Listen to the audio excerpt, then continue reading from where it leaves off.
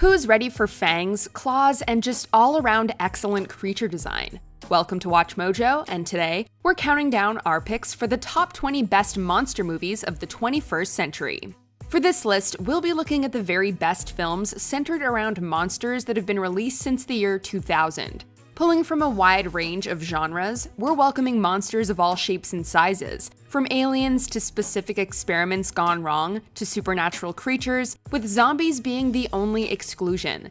It's not that we have anything against them, it's quite the opposite actually. Their popularity is such that they need their own list. Films with monstrous human villains will not be considered, no matter how inhumanly or monstrously they behave.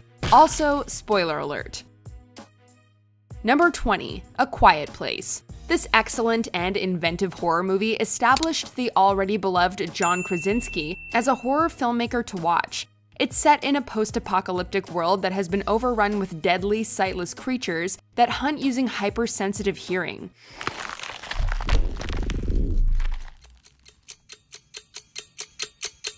The Abbott family, who are at the center of the film, survive by leading a life of relative silence. A single loud noise could mean the difference between life and death. Fast and ferocious, the monsters are undeniably terrifying, but it's Krasinski's alternating use of sound and silence throughout the film that really makes A Quiet Place such a remarkable and effective creature feature. With solid character development and excellent performances all around, this is a horror movie with a ton of heart. If we can't protect them,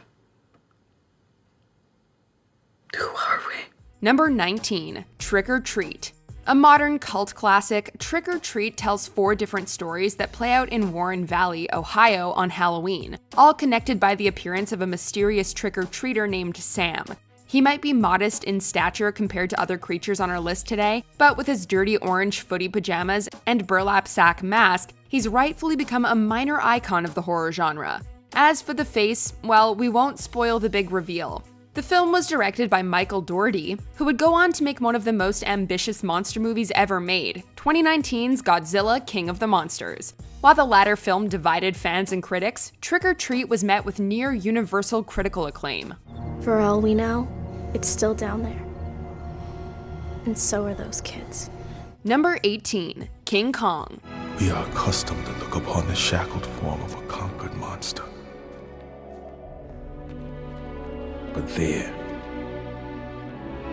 you could look at a thing monstrous and free. Director Peter Jackson clearly likes to challenge himself.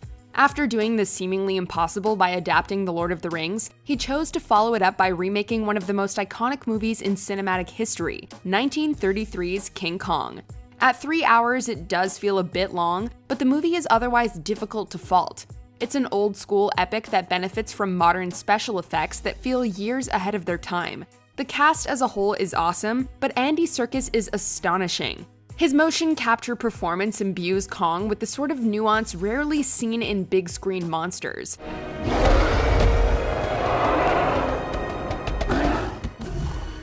Of course, if you can't get enough giant gorilla action, Kong Skull Island is a lot of fun. Men, place your charges.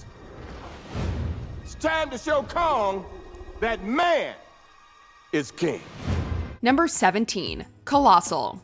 When you think of monster movies, it's typically horror, epic adventures, and kaiju action that come to mind.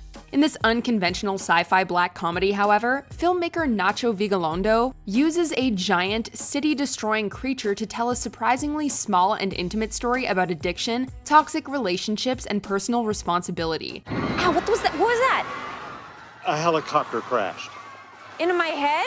Oscar winner Anne Hathaway plays Gloria, an alcoholic, out-of-work writer. After moving to her hometown and getting a job at the bar of her childhood friend, played by Jason Sudeikis, she discovers that she can control a giant monster in Seoul, South Korea.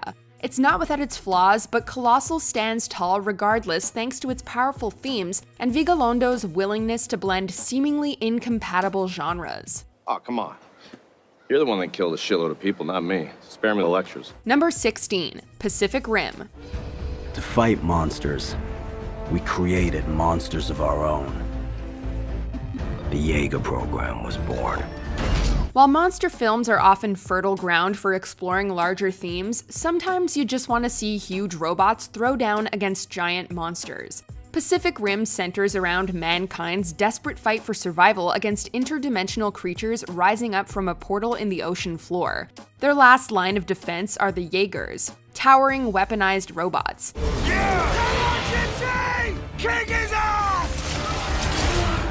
The film isn't nearly as thoughtful as filmmaker Guillermo del Toro's other monster movies, but it is undeniably epic, boasting titanic big-screen battles on a scale that felt unprecedented at the time of release.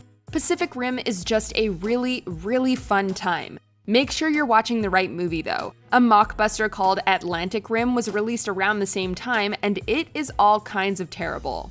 Number 15, A Monster Calls.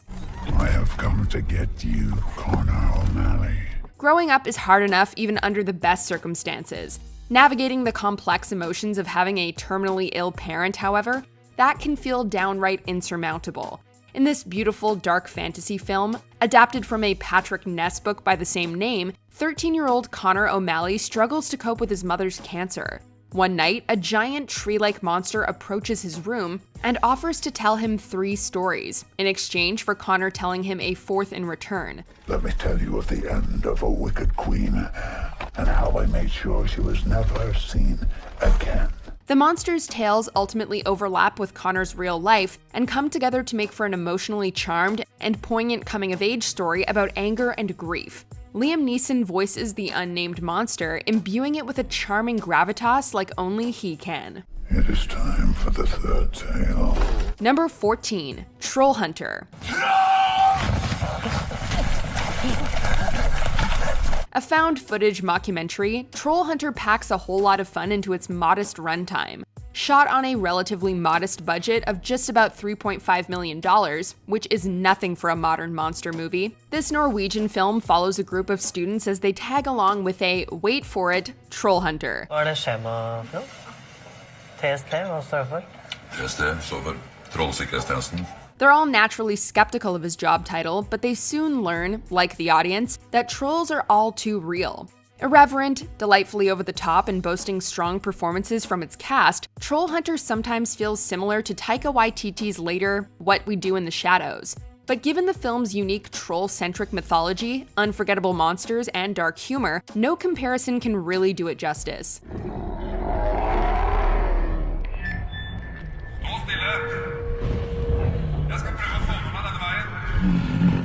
Number 13, The Shape of Water. What I tell you about her? The princess without voice. As touched on already, no one knows how to tell monster stories quite like Guillermo del Toro. Not only are his creatures instantly recognizable as a result of his unique visual style, but he also has a real knack for finding humanity in these strange and bizarre creatures. Many of his films, including Pan's Labyrinth and Hellboy 2: The Golden Army, should be considered mandatory viewing for anyone with an interest in creature features. Ultimately, however, we have to give this spot on our list to The Shape of Water. If you know something about what transpired here, it's your obligation to report any detail, no matter how small or trivial it may seem. It might not have the same variety of monsters as the aforementioned films, but in terms of storytelling and themes, it is without a doubt Del Toro's most effective movie to date, and the monster is at the very heart of the narrative. Never know just how much I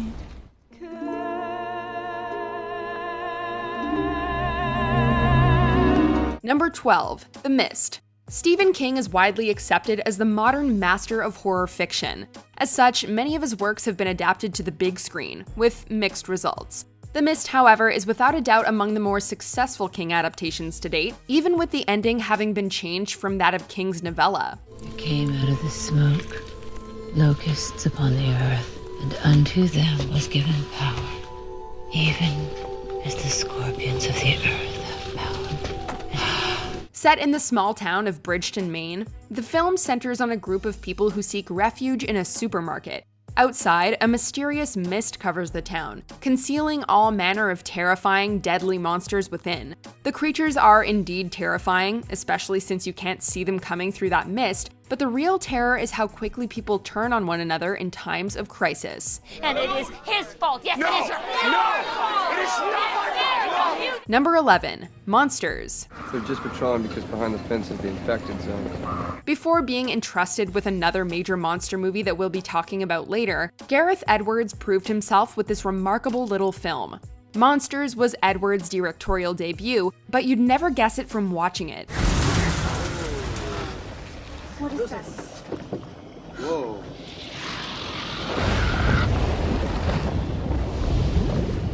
It's tightly crafted and bears all the marks of a director with a clear vision.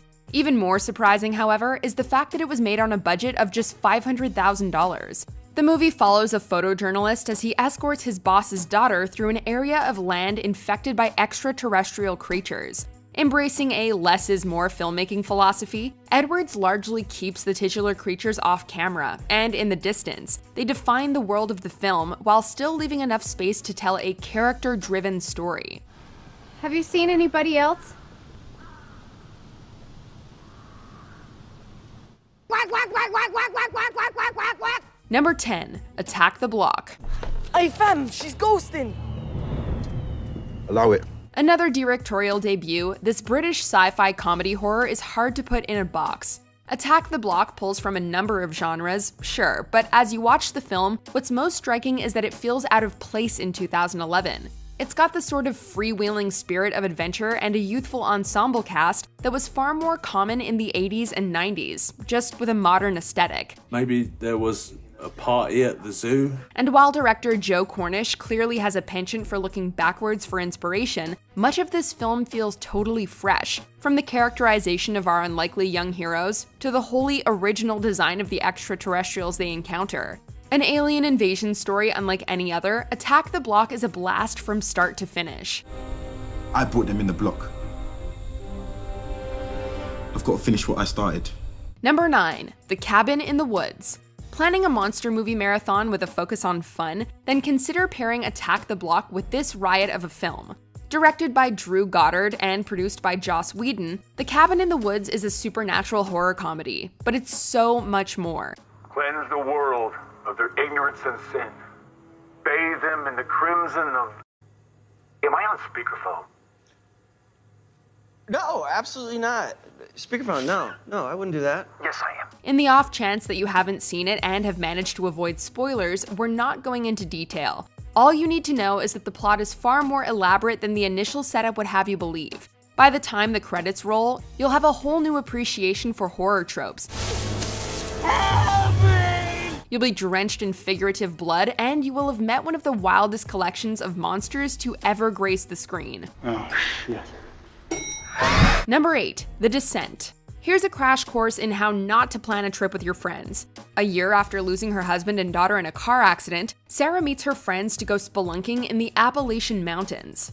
Unfortunately, Juno, who organized the trip, thinks it would be a good idea to lead them into an unmapped cave system.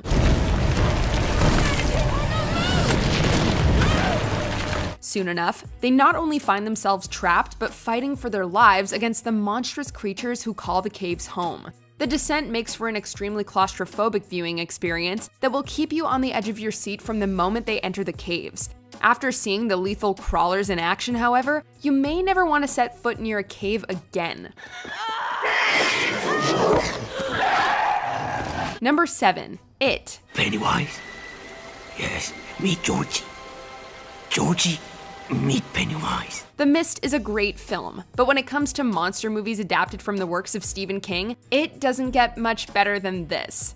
With the first film in this two-part adaptation, director Andy Muschietti absolutely nailed it. The young cast delivers great performances all around, giving the film an emotional core, while Pennywise delivers one great scare after another. You'll float down there. We'll float down there. Yes, we do.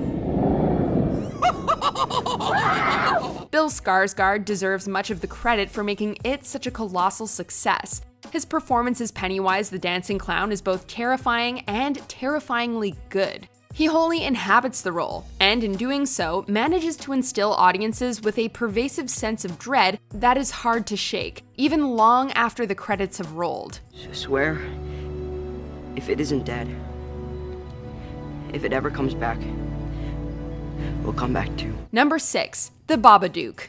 If it's in a word or it's in a look, you can't get rid of the Babadook. It sounds like a load of nonsense, right? But for anyone who's seen The Babadook, this little rhyme is enough to send shivers down your spine. Each year, horror fans are given dozens of movie monsters and killers to fear. After audiences get over the initial jump scare, however, most are quickly forgotten. But every now and then, a monster comes along and instantly becomes an icon. The Babadook is one of them. In this tense psychological thriller, trauma, anxiety, grief, loss, depression, denial, and repressed anger all come together to give life to the titular creature. Do not let the outfit fool you. He's a monster through and through.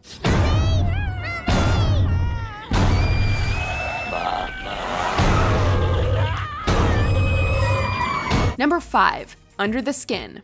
When was the last time you touched someone? Hauntingly beautiful, desolate, deeply effective, and often challenging to watch, Under the Skin is a film that will, in fact, get under your skin. The plot can easily be summarized as follows. A mysterious extraterrestrial in the form of a human woman preys upon unsuspecting men. But that doesn't begin to scratch the surface of what's going on here. Countless critics, film theorists, and writers have attempted to unpack the movie's meaning, and have come up with countless different readings. The human condition, violence, race, gender, immigration, the nature of sexual desire, the film can be viewed through many lenses. There's no one interpretation. What we can say for certain is that Scarlett Johansson delivers a transformative performance as the central monster. Number 4, It Follows. You're not gonna believe me, and I need you to remember what I'm saying. Okay?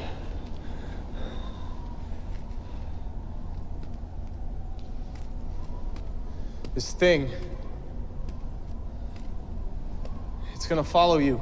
If you're trying to scare your teenage kids away from sex, just show them this movie. It Follows is far more effective than a stack of pamphlets about STDs and unwanted pregnancies. Starring Micah Monroe, now considered a contemporary scream queen, It Follows was released to rave reviews, and is frequently labeled as one of the best horror films of the 2010s. Everything's okay.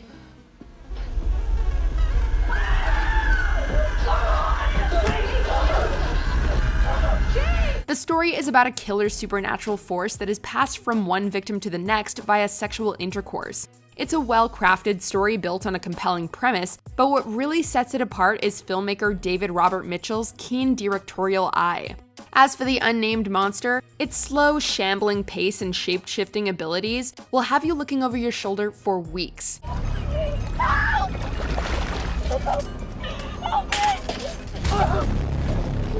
Number 3, Godzilla. We call him Gojira. Make a great movie on a small budget, and a studio may just hand you the keys to a major franchise. After proving his mettle with monsters, the aforementioned Gareth Edwards launched Warner Bros. Monsterverse with 2014's Godzilla. And it's safe to say he was facing a lot of pressure to get it right. Some people were disappointed with the titular kaiju's modest screen time, but there's no complaints about the action when it does kick off. Atmospheric, beautifully shot, and grounded by its human drama, this is a thoroughly self-serious monster movie. And despite the odds, Edwards makes it work.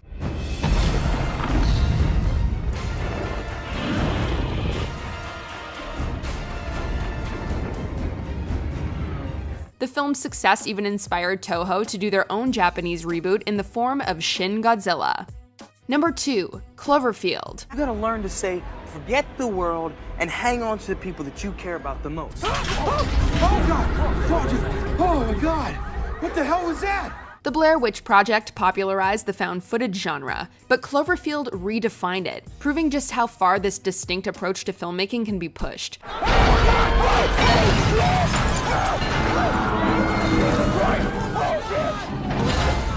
On paper, Cloverfield is a fairly straightforward story about a monster attack, but in execution, it is so much more. It simultaneously harkens back to monster movies of old, while tying in post-9/11 anxieties and embracing then-modern technology to tell the story with astonishing tension. Matt Reeves, who would go on to helm 2 of the rebooted Planet of the Apes films, was widely praised for his direction.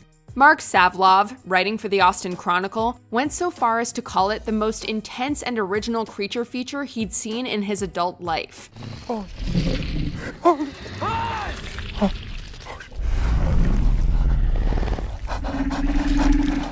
Before we unveil our number 1 pick, here are some honorable mentions. Alien Covenant, a worthy sequel with great xenomorph action and scares.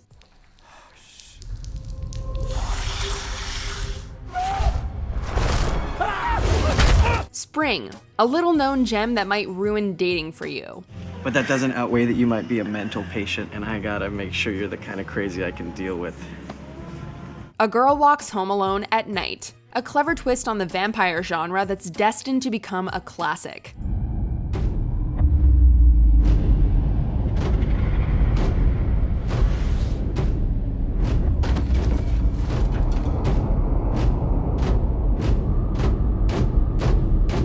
Before we continue, be sure to subscribe to our channel and ring the bell to get notified about our latest videos. You have the option to be notified for occasional videos or all of them. If you're on your phone, make sure you go into your settings and switch on notifications. Number 1. The Host. With the success of Parasite, South Korean filmmaker Bong Joon-ho cemented his place in movie history, but it was by no means his first major contribution to the medium. His third feature film, 2006's The Host, is a monster movie masterpiece. After an attack by a terrifying river creature, Park Gang-do attempts to save his daughter while navigating the ensuing chaos and military action.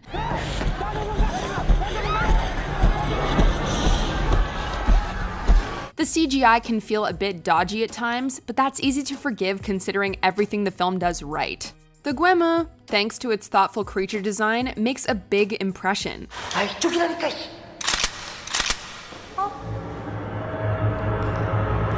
In keeping with the filmmaker's now trademark style, The Host sees Bong expertly blending genres to deliver a monster movie that is equal parts humorous, horrifying, and heartfelt. The virus has definitely invaded his brain, just as we suspected.